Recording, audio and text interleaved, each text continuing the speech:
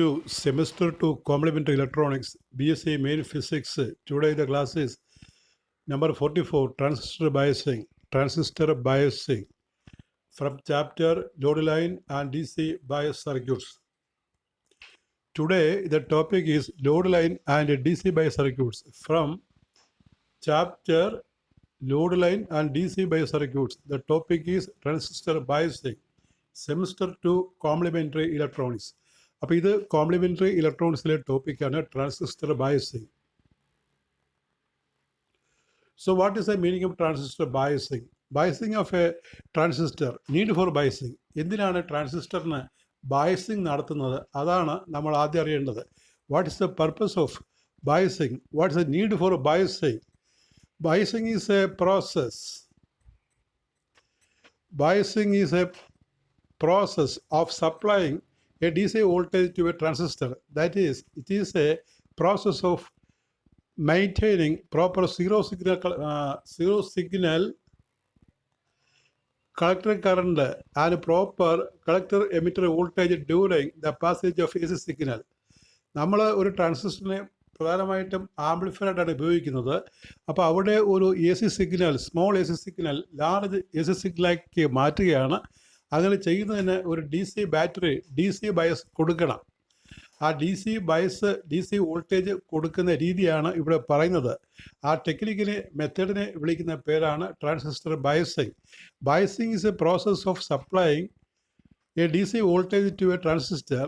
That is, it is a process of maintaining proper zero signal, AC കൊടുക്കാത്തപ്പോൾ proper zero signal collector current and proper collector emitter voltage during the passage of AC signal. അപ്പോൾ AC signal pass ചെയ്യണമെങ്കിൽ passage എഫക്റ്റീവായിട്ട് pass ചെയ്യാനായിട്ട് നമ്മളൊരു DC voltage കൊടുക്കേണ്ടി വരും. അതിനാണ് biasing. What is the need for biasing? The circuit used for biasing is called biasing circuit. Proper biasing is required for A transistor because, അപ്പോൾ നമ്മൾ ഉപയോഗിക്കുന്ന ഈ ബയസിങ്ങിന് വേണ്ടി ഉപയോഗിക്കുന്ന സർക്യൂട്ടുകളെ ബയസിങ് സർക്യൂട്ട് എന്ന് പറയും. പ്രോപ്പർ ബയസിങ് ട്രാൻസിസ്റ്ററിന് ആവശ്യമാണ്. എന്തുകൊണ്ട്? Proper biasing is required for A transistor because it is essential that there should be forward bias in the collector base junction and reverse bias in collector base junction. There is forward bias in emitter base junction and reverse bias in collector base junction. അത് നമ്മൾ പഠിച്ചതാണ്. Four normal transistor operation EBJ must be forward biased and CBJ must be reverse biased. EBJ means emitter base junction and CBJ means collector base junction. Emitter base junction should be forward biased and collector base junction should be reverse biased. That is essential for the proper working of a transistor. If there is no proper biasing in a transistor amplifier, it will produce unfaithful amplification. Proper biasing നടത്തിയില്ലെങ്കിൽ ആ circuit unfaithful amplification നടത്തും. Unfaithful amplification എന്ന് പറഞ്ഞാൽ input wave ഫോമിന് സമാനമായിരിക്കില്ല output wave form. നമ്മുടെ requirement എപ്പോഴും output wave form input wave ഫോമിൻ്റെ ഷേപ്പിലായിരിക്കണം, എന്നാൽ മാഗ്നിഫൈഡ് മാനറിൽ, ആംപ്ലിഫൈഡ് മാനറിലായിരിക്കണം. ബയസിങ് നടത്തിയില്ല എങ്കിൽ ഇത് സംഭവിക്കില്ല. ആ വേവ് ഫോം മാറും. അതിനെ വിളിക്കുന്ന പേരാണ് unfaithful amplification. The signal will be distorted. Unfaithful amplification ഉണ്ടെങ്കിൽ the signal will be distorted. That is, the shape of the output wave form will be different to that of the input wave form. അപ്പോൾ അതൊരു short answer ആയിട്ട് ചോദിക്കുന്നതാണ്. ഒരു important question ആണ്. What is biasing? Give the need for biasing. എന്താണ് biasing? ബയസിങ്ങിൻ്റെ ആവശ്യകത എന്താണ്? ഇനി അടുത്ത question, factors causing shift of operating point or factors affecting bias variation. അപ്പോൾ ഒരു ട്രാൻസിസ്റ്റർ ആംപ്ലിഫയറായിട്ട് വർക്ക് ചെയ്യുമ്പോൾ നമുക്ക് കൃത്യമായിട്ട് ഒരു ഓപ്പറേറ്റിംഗ് പോയിൻ്റ് വേണം. അത് ലോഡ് ലൈനിൻ്റെ മധ്യത്തിലായിരിക്കണം. ഈ ലോഡ് ലൈൻ ചിലപ്പോൾ, ഈ ലോഡ് ലൈനിലെ ക്യൂ പോയിന്റ് ചിലപ്പോൾ ഷിഫ്റ്റ് ചെയ്യാനുള്ള, മാറാനുള്ള, മധ്യത്തിൽ നിന്ന് സൈഡിലേക്ക് മാറാനുള്ള കാരണം എന്തൊക്കെയാണ്? എന്തെല്ലാം ഫാക്ടേഴ്സിനെയാണ് ഈ ഷിഫ്റ്റ് ഓഫ് ഓപ്പറേറ്റിംഗ് പോയിന്റ് ആശ്രയിക്കുന്നത്? Factors affecting bias variation or factors causing shift of operating point. Factors which causes the shift of operating point R, operating പോയിന്റിന് കാരണമാകുന്ന ഫാക്ടേഴ്സ് എന്തൊക്കെയാണ്? Number 1 parameter variation, number 2 temperature variation. ഈ ട്രാൻസിസ്റ്ററിൻ്റെ parameter മാറിയാൽ, ഇപ്പോൾ ഈ ആൽഫയുടെ value ഒന്ന് ചെറുതായിട്ട് മാറിയാൽ, അല്ലെങ്കിൽ ബീറ്റയുടെ വാല്യൂ ചെറുതായിട്ട് മാറിയാൽ, അതുപോലെ ടെമ്പറേച്ചർ, സറൗണ്ടിങ് ടെമ്പറേച്ചർ, ട്രാൻസിസ്റ്ററിൻ്റെ ടെമ്പറേച്ചർ മാറിയാലും ഈ ക്യൂ പോയിന്റ് ഷിഫ്റ്റ് ചെയ്യും. ഷിഫ്റ്റ് ചെയ്യാൻ പാടില്ല എന്നുള്ളതാണ് നമ്മുടെ റിക്വയർമെൻറ്റ്. അപ്പോൾ ഇവിടെ ഒരു ലോഡ് ലൈൻ റിപ്പീറ്റ് ചെയ്തിരിക്കുകയാണ്. എക്സ് വൈ നമ്മൾ ഗ്രാഫ് വരച്ചിട്ടുണ്ട്. എ ബി ആണ് ലോഡ് ലൈൻ. എ എന്ന് പറഞ്ഞാൽ saturation point, B cut off point ആണ്. നമ്മൾ പല പ്രാവശ്യം കണ്ട ഒരു ഗ്രാഫാണ്. ക്യൂ ആണ് ഓപ്പറേറ്റിംഗ് പോയിന്റ്, അത് മിഡ് പോയിന്റ് ആണ് എ ബിയുടെ. ആ ക്യൂവിനകത്ത് ഇരിക്കുന്നത് വി സി ഐ സി എന്നാണ്. ഈ ക്യൂ പോയിന്റിൽ ഒരു വി സി വാല്യൂ ഉണ്ട്, ഒരു ഐ സി വാല്യൂ ഉണ്ട്. ഈ വി സി ഐ സി വാല്യൂസിനെ വിളിക്കുന്ന പേരാണ് ഓപ്പറേറ്റിംഗ് പോയിന്റ്. അപ്പോൾ ഏതെല്ലാം കാരണത്തിലാണ് ഈ ക്യൂ പോയിന്റ് മാറുക? ഒന്ന് പാരാമീറ്റർ വേരിയേഷൻ, രണ്ടാമത്തത് ടെമ്പറേച്ചർ വേരിയേഷൻ. പാരാമീറ്റർ വേരിയേഷനെയും ടെമ്പറേച്ചർ വേരിയേഷനും ആശ്രയിച്ചാണ് ഈ ക്യൂ പോയിന്റ് ഷിഫ്റ്റ് ചെയ്യുക. The shift of Q point depends upon two values. One is parameter and the other is temperature. Parameter means alpha, beta, etc. of a transistor, and also temperature. We can see what is the effect of parameter variation of a transistor. The value of alpha may differ by a few percent from transistor to transistor of the same type. അപ്പോൾ നമ്മൾ ഒരു സർക്യൂട്ടിൽ ഉപയോഗിക്കുന്ന transistor കേടാകുകയാണെങ്കിൽ അത് മാറ്റി വെക്കേണ്ടതുണ്ട്. മാറ്റി വെക്കുമ്പോൾ ആൽഫയ്ക്ക് ചെറിയൊരു മാറ്റം ഉണ്ടെങ്കിൽ അതേ ടൈപ്പ് തന്നെ ട്രാൻസിസ്റ്റർ മാറ്റി വെച്ചാലും ചിലപ്പോൾ ആൽഫയ്ക്ക് ഈ 0.99 എന്നുള്ളത് ചിലപ്പോൾ ഒരു 0.992 ഒക്കെ ആവും. ആ ഒരു ചെറിയ മാറ്റം നമ്മുടെ ക്യൂ പോയിന്റിനെ എങ്ങനെ ഷിഫ്റ്റ് ചെയ്യും, എങ്ങനെ അഫക്റ്റ് ചെയ്യും എന്നാണ് പറയുന്നത്. The value of alpha may differ by a few percent from transistor to transistor of the same type, but beta is alpha by 1 minus alpha. So a small changes in change in alpha may produce a large change in beta. ആ ഫോർമുലയുടെ പ്രത്യേകത മൂലം ആൽഫയിൽ ചെറിയ മാറ്റം ബീറ്റയിൽ കാര്യമായ മാറ്റം ഉണ്ടാക്കും. അതൊരു example calculation കൊടുക്കുകയാണ് ഇവിടെ. As an example, consider if alpha is 0.98, then beta is alpha by 1 minus alpha is equal to 0.98 by 1 minus 0.98, which is 0.98 by 0.0249. Alpha 0.98 ഉള്ള ഒരു ട്രാൻസിസ്റ്ററിൻ്റെ ബീറ്റ നമുക്ക് കിട്ടുന്നത് 49 നേരെ മറിച്ച് ആൽഫ ഒന്ന് ചേഞ്ച് ചെയ്ത് കരുതുക. There is a change of 1%.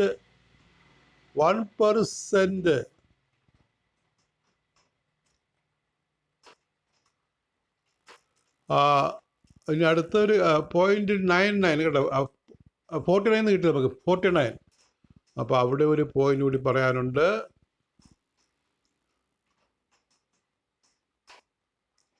ഇനി ആൽഫ 0.99 ആണെന്ന് വിചാരിക്കുക. അതോടെ ആ ഒരു സ്റ്റെപ്പ് വിട്ടുപോയി, നിങ്ങളൊന്ന് എഴുതിക്കോളാം അവിടെ. അപ്പോൾ ഇത് നമ്മൾ ബീറ്റ 0.98 ബൈ നമ്മൾ ഭാഗിക്കുമ്പോൾ 49 കിട്ടും നമുക്ക്. ഇനി ആൽഫയുടെ വാല്യൂ 0.99 എന്ന് കാൽക്കുലേറ്റ് ചെയ്യണം. ഒരു സ്റ്റെപ്പായിട്ട് എഴുതണം കേട്ടോ, ജസ്റ്റ് താഴെ ആ 49 എഴുതുന്ന താഴെ ഒരു സ്റ്റെപ്പായിട്ട് എഴുതുക. ഇഫ് ആൽഫ, ഞാൻ പറയുന്ന പോലെ കേട്ടെഴുതണം അവിടെ. If alpha is 0.99, then beta is 99. If alpha is 0.99, then beta is equal to 99, almost double. 49 ഇരട്ടിയാകും. ഇരട്ടി എന്ന് പറഞ്ഞാൽ 100% വർധനവാണ്. ആൽഫ 1%, 0.98 0.99 ആകുമ്പോൾ ആൽഫ 1% ആണ് കൂടുന്നത്. നേരെ മറിച്ച് 49 99 ആകുമ്പോൾ, ഏകദേശം 99 ആകുമ്പോൾ 100% വർധനവാണ്. അപ്പോൾ ആ ഒരു സ്റ്റെപ്പ് അവിടെ എഴുതി കാണിക്കാൻ മറക്കരുത്. അപ്പോൾ നമ്മൾ ആ 49 നിർത്തിയില്ലേ, അതിന് താഴെ if alpha is 0.99, then beta is equal to 99. The meaning is there is a change of alpha by 1% produces a 100% change in beta. Thus, the change in transistor parameter causes shift of operating point. അതാണ് ഒന്നാമത്തത്. അപ്പോൾ ആൽഫയിൽ ഒരു 1% variation ഉണ്ടാകുകയാണെങ്കിൽ ബീറ്റായിൽ 100% വേരിയേഷനാണ്. അത് operating പോയിന്റിനെ കാര്യമായി shift ചെയ്യും. ഇനി temperature variation ഉണ്ടാകുകയാണെങ്കിൽ എങ്ങനെയാണ് ആൽഫയിലെ ക്യൂ പോയിന്റ് മാറുന്നത് എന്ന് നോക്കുക. Variation in temperature produces a marked shift of the operating point. ടെമ്പറേച്ചറിലെ വ്യത്യാസം ഓപ്പറേറ്റിംഗ് പോയിന്റിൽ കാര്യമായ മാറ്റം ഉണ്ടാക്കും. It is seen that A leakage current ICO changes greatly the temperature. It approximately doubles for every 10 degrees C rise of temperature. That is, an increase in temperature increase the value of ICO. Temperature മാറിയാൽ ICO മാറും. ഒരു 100%. 10 degree C temperature കൂടിയാൽ ഈ ICO double ആവുമെന്ന് പറയണം. അപ്പം അങ്ങനെ ആകുകയാണെങ്കിൽ ഇത് സംഭവിക്കും. ICO changes greatly with the temperature. It approximately doubles for every 10 degrees C rise of temperature. That is, an increase in temperature increases the value of ICO. The relation between IC and ICO we have studied. IC is beta IB plus beta plus 1 into ICO. നമ്മൾ നേരത്തെ derive ചെയ്ത ഇക്വേഷനാണത്.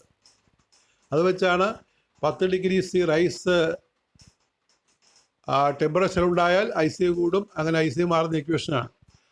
increase in ICO, leakage current, increases IC. Consequently, the output characteristics are raised. Hence, the operating point shifts from its original position. So, the output waveform will be distorted. അപ്പോൾ ഇങ്ങനെ ഈ temperature variation മൂലം operating point shift ചെയ്യുമ്പോൾ ഔട്ട്പുട്ടിൽ വ്യത്യാസമുണ്ടാകും, distortion ഉണ്ടാകും. അപ്പോൾ question explain the factors which cause the shift of operating point. Operating point മാറുന്നതിൻ്റെ ഫാക്ടേഴ്സ് എക്സ്പ്ലെയിൻ ചെയ്യുക. ഇപ്പോൾ 2 ഫാക്ടറാണ്. ഒന്ന് പാരാമീറ്റർ വേരിയേഷൻ, രണ്ടാമത് ടെമ്പറേച്ചർ വേരിയേഷൻ. ഇനി നമ്മൾക്ക് ഇതിനകത്ത് പഠിക്കേണ്ട സ്റ്റെബിലിറ്റി ഫാക്ടർ എന്ന ടേമാണ്. ആ വാക്ക് ഇതിൻ്റെ ഈ ക്യൂ പോയിന്റ് സ്റ്റേബിളായിട്ട് നിൽക്കുന്നതിനെ കാണിക്കുന്ന ഒരു ഫാക്ടറാണ്. ക്യൂ പോയിന്റ് സ്റ്റേബിൾ ആയിരിക്കണം. It is defined as the rate of change of IC with respect to ICO. ICO വെച്ച് IC എങ്ങനെ മാറും എന്ന് കാണിക്കുന്നതാണ്. ICO വെച്ച് IC കാര്യമായിട്ട് മാറാൻ പാടില്ലെന്നാണ്. ഇപ്പോൾ സ്റ്റെബിലിറ്റി ഫാക്ടർ കുറവാണെങ്കിലാണ് സ്റ്റെബിലിറ്റി കൂടുതൽ. സ്റ്റെബിലിറ്റി ഫാക്ടർ കൂടുതലാണെങ്കിൽ സ്റ്റെബിലിറ്റി കുറവായിരിക്കും. അങ്ങനെയാണ്. അപ്പോൾ ഇത് ശരിക്കും പറഞ്ഞാൽ ഇൻസ്റ്റെബിലിറ്റി ഫാക്ടർ എന്ന് പറയേണ്ട ഒരു വാക്കാണ് സ്റ്റെബിലിറ്റി ഫാക്ടർ എന്ന് വിളിച്ചുപോയി. അപ്പോൾ സ്റ്റെബിലിറ്റി ഫാക്ടർ കുറവാണെങ്കിലാണ് സ്റ്റെബിലിറ്റി ഉള്ളത്. സ്റ്റെബിലിറ്റി ഫാക്ടർ കൂടിക്കഴിഞ്ഞാൽ ഇൻസ്റ്റെബിലിറ്റിയാണ്. അപ്പോൾ നോക്കിയാൽ it is defined as the ratio of change in IC with respect to ICO where both beta and ICO are kept constant. When both beta and IB are kept constant, that is stability factor is equal to DIC by DICO, change in collector current by change in leakage current. Larger the value of S, greater will be the thermal instability. You understand? Larger the value of stability factor S, greater will be the instability. അതാണ്. അപ്പോൾ instability factor എന്നാണ് വിളിക്കേണ്ടിരുന്നത്. പക്ഷേ ആദ്യം വിളിച്ചവർ ഇതിനെ stability factor എന്ന് വിളിച്ചതുകൊണ്ടാണ് ആ ഒരു പ്രശ്നം ഇവിടെ ഉണ്ടായത്.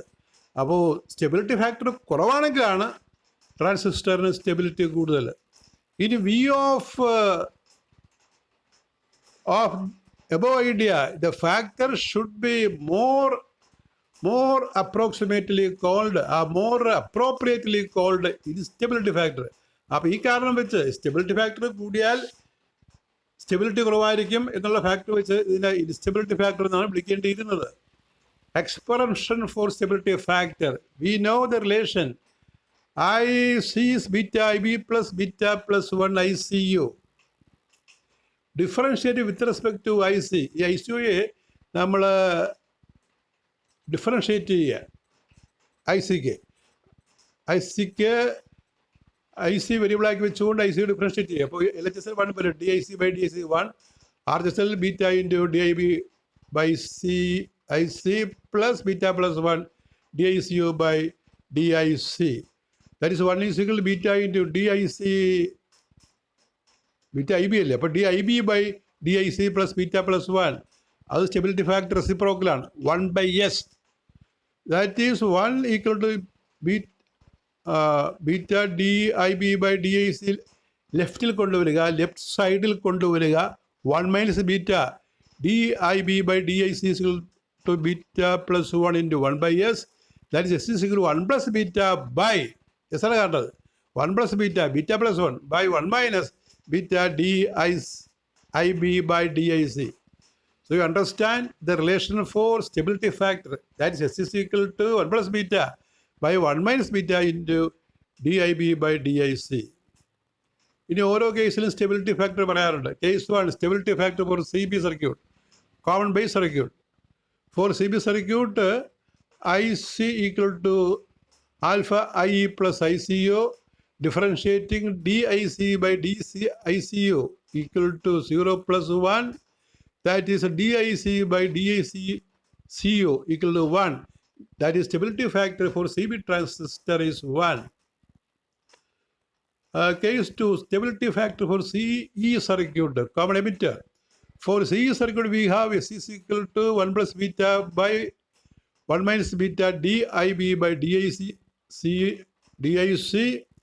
If IB is a constant, DIB is 0, so in the denominator we get 1. S is equal to 1 plus beta by 1 minus 0. That is 1 plus beta.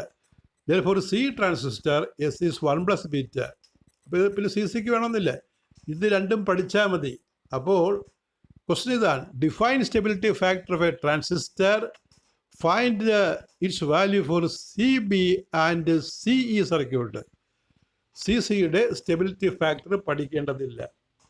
Define stability factor of a transistor, find its value for CB circuit and CE circuit.